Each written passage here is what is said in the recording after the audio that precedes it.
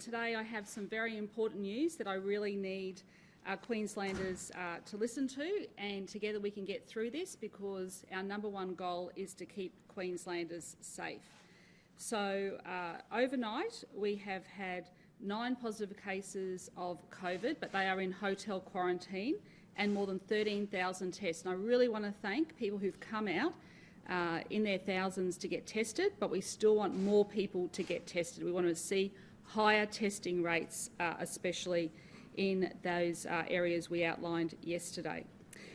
Today we are going to be making a very significant announcement, and we are doing this to keep Queenslanders safe.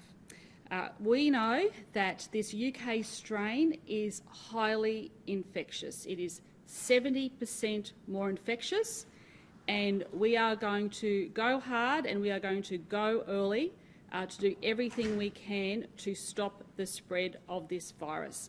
It is incredibly contagious. I have been briefed extensively by Dr. Young. I have accepted Dr. Young's strong recommendations, and we'll be taking the following actions.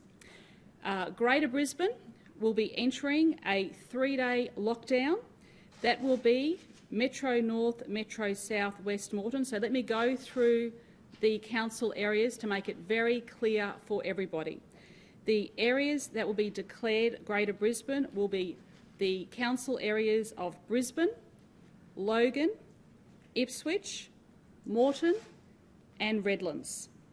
From 6 p.m. tonight, Friday, to 6 p.m. Monday, all residents living in those areas will be required to stay at home. Think of it as a long weekend at home. We need to do this. I've accepted the strong advice from Dr. Young. If we do not do this now, it could end up being a 30-day lockdown. So we will do a very strong 3-day lockdown in those areas. You will be allowed to go outside for those 4 essential reasons that we did back in March. So they are to go to essential work. If you can work from home, please do that, but it is coming into a weekend, so that is good news. You can leave home if you are providing healthcare or support for a vulnerable person, or you can leave home for essential shopping, but within your local area. And the 4th reason is to exercise in your local neighbourhood. I know this is going to be tough on businesses over the next few days, but I'm thinking about your long-term futures as well. So it is incredibly important that we take these strong measures.